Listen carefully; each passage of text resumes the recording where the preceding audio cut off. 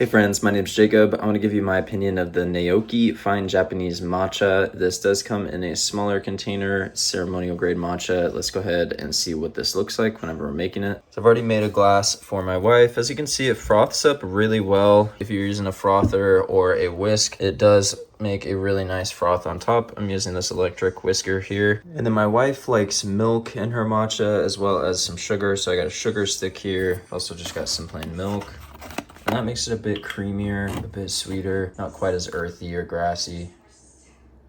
Make it a bit creamier here.